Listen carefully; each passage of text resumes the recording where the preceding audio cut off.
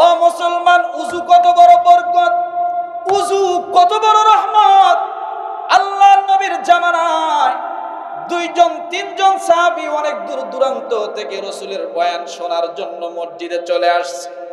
উযুর একটু ফজিলতটা বলে যাই, মুসলমান জীবনে কান চিমটি দিয়ে মনে করে রাখেন, জীবনে উযু ছাড়া থাকবেন না, উযু অবস্থায় সব সময় থাকবেন।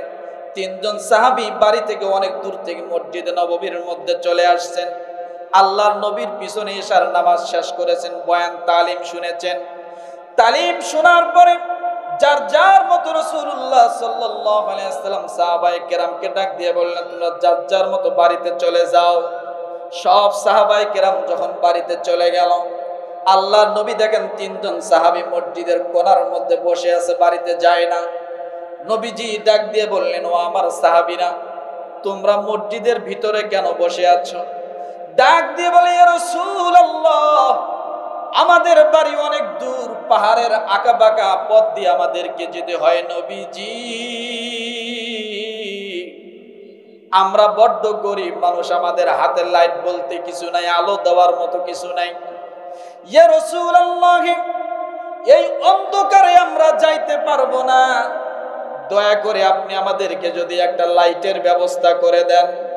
ইয়া রাসূলুল্লাহ, আপনি একটা লাইটের ব্যবস্থা করে দেন, তাহলে আমরা তিনজন সাহাবী পা পা করে আমরা পাহাড়ের কিনার দিয়ে চলে যেতে পারবো।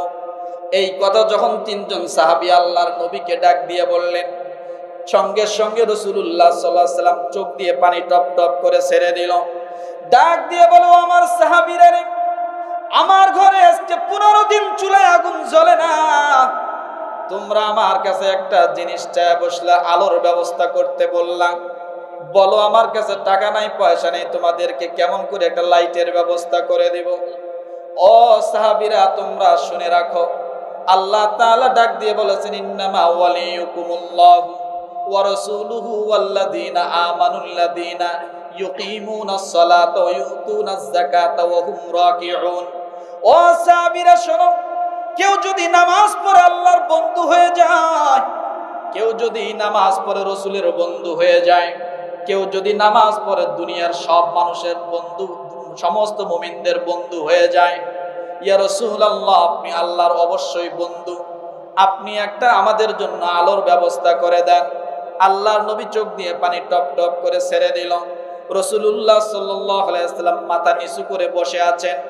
হঠাৎ করে আল্লাহর নবী মাথাটা উঁচু করলেন, এরপরে ডাক দিয়ে বলো, তিনজন সাহাবী শোনো, ওই যে মসজিদের পূর্ব সাইডে উযুখানা আছে, তোমরা ওই জায়গায় উযুর পানি দিয়ে একটু সুন্দর করে উযু করো। কি করো? কথা বলেন, আরো জোরে বলেন। সাহাবায়ে কেরাম আশ্চর্য হয়ে গেল, নবীজি চাইলাম আলো, আপনি করতে বলতেছেন উযু, কারণটা কি কিছুই বুঝি না। আল্লাহর নবী ডাক দিয়ে বলেন, তোমরা উযু শুরু করে দাও, উযু তোমরা করবা। আর আল্লাহর নবী হুজরায় চলে গেলেন।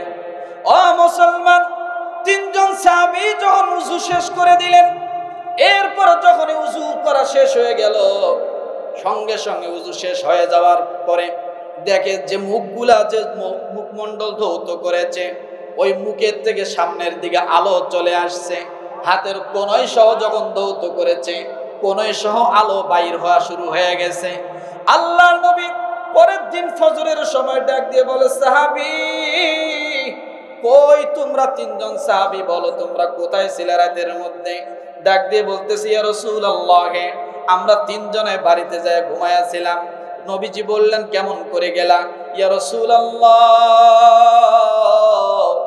আপনি যখন আমাদেরকে উযু করতে বললেন, আমাদের উযু যখন করা শেষ হয়ে গেল, সঙ্গে সঙ্গে দেখি উযুর সমস্ত অঙ্গ প্রত্যঙ্গ দিয়ে লাইটের মতো আলো প্রচার হয়ে গেল। রাসূলের হাদিস আছে, উযুর অঙ্গগুলো নূর হয়ে থাকবে কিয়ামতের ময়দানে। দুনিয়াতে আল্লাহ তার একটা ঝলক দেখায় দিয়েছে। তাহলে যে কোনো সময়, যে কোনো মুসিবতে পড়েন, বিপদে পড়েন, সব সময় উযুর হালতে থাকবেন। উযুর দ্বারা সব আপদ বিপদ মুসিবত গুলো আল্লাহ সহজ করে দেবে। পারবেন না? পারবেন না? ও মুসলমান, অনেক রাত হয়ে গেছে, শেষ করে দেব? হ্যাঁ, 10:30 পার হয়ে গেছে।